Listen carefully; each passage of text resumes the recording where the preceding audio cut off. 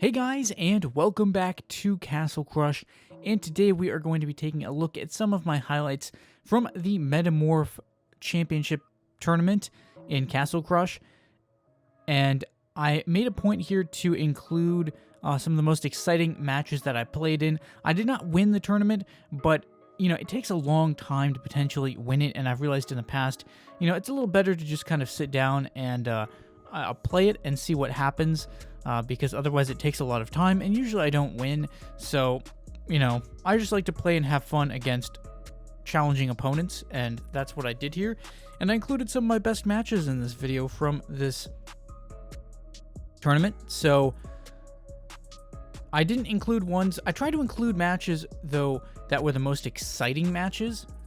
So anywhere I won really fast or my opponent won really fast, I usually didn't include those ones. And there was one I didn't include because I made a really dumb mistake at the end where I should have won and I didn't quite win. But anyways, these are some good matches here, and it's fun to go up against tougher opponents, and that's what I enjoy the most about the tournaments. And that's pretty much the only reason why I would still play them, is just because I like going up against challenging opponents. I don't really care that much about the sticker personally, or the emblems at this point, the little badges. It doesn't really mean much considering that the game is not getting updated, but I still like the challenge aspect. So just some really good back and forth matches, especially because a lot of these were rushing matches, like this one here even, really rushing deck. And sometimes I struggled with rushing decks, but if I could kind of get them to the mid game without them winning, oftentimes I had a pretty good chance of turning it back around. Maybe that's how it often is with rushing decks, but I found in particular that, that could work out well for me. I also did pretty well against Necromancer decks just because I have, I have 2 fire elementals plus a lightning, so that gives me some flexibility, and a demon, so it gives me some real flexibility with, the number of times I can remove the Necromancer from the board. So here again, you can see they just kept trying to push at me, but the spiked statues were really causing them issues, and they got a fair bit of damage in, though, before I was able to finally kind of turn this thing back around. It was tough because a lot of my opponents ran Black Witch, and since I'm not running Black Witch, that's kind of a key exchange there. If they get the Black Witch on, my Black Knight, or in particular my Valkyrie, and I miss a chance to potentially save the Valkyrie, that can be a real game changer. So I had to try and, just be really careful about... You see right here, again, I was just not in position to save the Valkyrie, and I probably put it out there too soon. Maybe I wasn't really expecting them to, I don't know. I wasn't sure how many meta decks these days run the Black Witch, but she is still really good. So I think if anything, playing in this tournament solidified my opinion that if I had to rank the legendary cards, or even just the cards in the game again, the Black Witch would still be in the top 5. Just because of how much she's used, that indicates to me that she's a really valuable card in a wide variety of decks. So I think Black Witch still really good. I mean, I faced Black Witch in over half of the people I played, I feel like, had Black Witch in their deck. I mean, she's just still a really powerful card, especially in terms of getting rid of a card like the Valkyrie or a Dragon, or even a Black Knight. So yeah, I mean, I was just trying my best to take advantage of attacking any key cards that my opponents played here, like taking out that Archer Queen with the Fire Elemental, just really good sort of mana trades. And sometimes I could get rid of dragons, but largely, if my opponent has a heavily reliant deck on dragons, it can be hard to get rid of. I also had a lot of trouble with this particular deck. This is the same one I've used in championships in the past, tournaments in the past, and it does have a lot of trouble with things like Orc's Horde as well, just because it's kind of largely focused around countering sort of single troops, and when they play 3 of them together, together like Orc's Horde, you know, with like lightning and demon and stuff, it's, you know, I'm expending a lot of mana to try and counter certain types of cards. And just with the dragon alone, I have to use a lightning plus the demon, since I don't have a black witch in the deck, which certainly makes things more tricky for countering certain styles. It's also tricky to counter some rushing decks. Although you'll see here again, I found some rushing decks I was able to counter. I have to play certain cards very carefully. See, like right there, I just go after the very key cards, like the Reaper. And I purposely played the Spike statue right where they played the Reaper, so that they couldn't get the protection on it. And it ended up paying off because that stack they played is, you know, and then I was anticipating that when I played the Mana Ritual there, because I knew I was going to have to try and kind of stop that. But then, unfortunately, they played the protection, and I'm just, like, panicking right there. Like, legit panicking.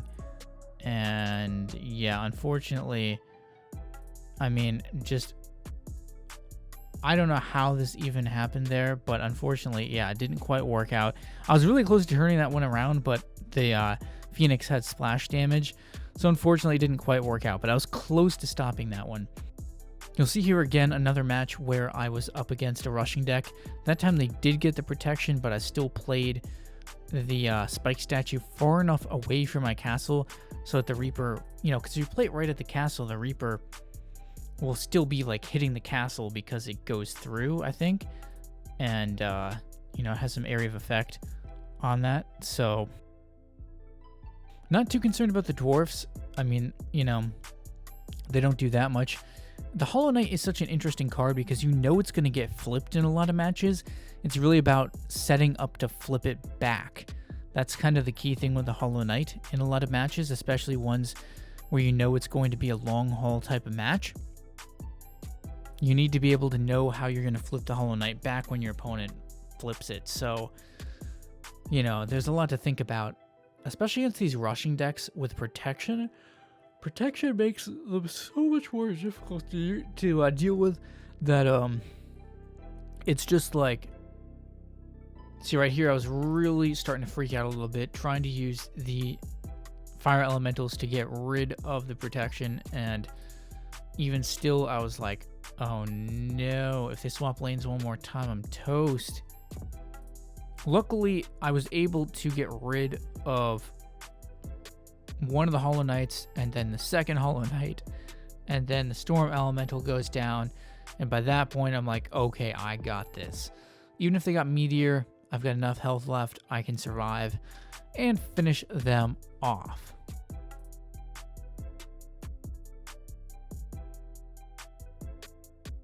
So again here, I see that they have got the Storm Elemental going, and it's an easy play against the Spiked Statue. And, I mean, they play Gust to win, but it forces them to have to use a card.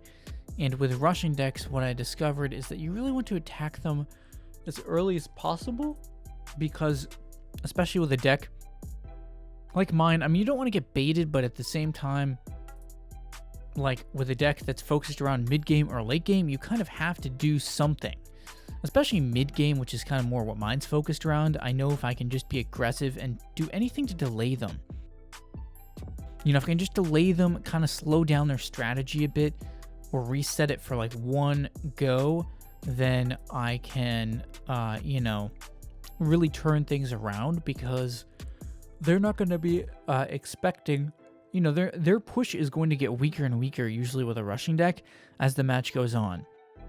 So if I can just even disrupt it once, sometimes that can be enough to completely turn the match in my favor.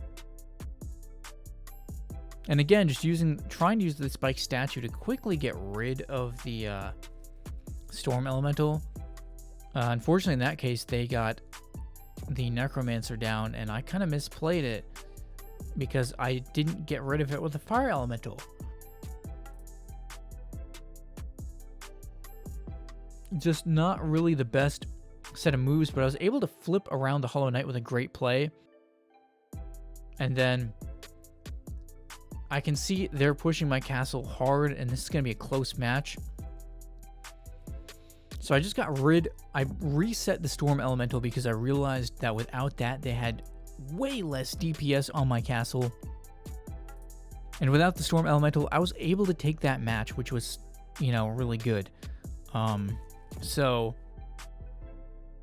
I like the Shaman as a starting card with this deck because my opponent doesn't know where it is. So it kind of makes them guess a little bit and they can waste some cards. So I do like that. However, you know, a lot of people were starting with a Dwarf. The Dwarf was a common starting card. And it's kind of tricky for this deck to start against because I don't really want to waste any of my key cards against the Dwarf. But perhaps that's why it's such an important card to a degree, because the Dwarf can, you know, definitely get you board positioning without your opponent necessarily reacting. Almost a little bit like Boneyard, except it's cheaper than Boneyard, and your opponent often will just ignore it. So the Dwarf definitely, it got buffed a while ago. It definitely has, I think it got buffed. It definitely has some advantages, even though it's not a particularly combat useful card. And look at this match. I mean, I thought I was toast. My opponent runs out of gas, basically. They just ran out of gas, and I was like, I need to get some health back on my castle. But I also need to pressure them. And I had a card waiting. I had cards waiting in case, because I knew they'd drop something on my castle. But that was all I needed in the end. Pretty wild stuff, really. And another fantastic comeback. So anyways, that is going to do it for this video. I hope you guys enjoyed a few of my highlights from just playing the tournament quickly. I didn't do too much tournament action, but I did enough to have some great matches against some great players. So leave a like if you enjoyed. Let me know what you thought about this video in the comments and what other types of content I should create. Maybe subscribe if you are new to my channel for more videos like this. And thanks for watching, guys, and stay tuned for more videos.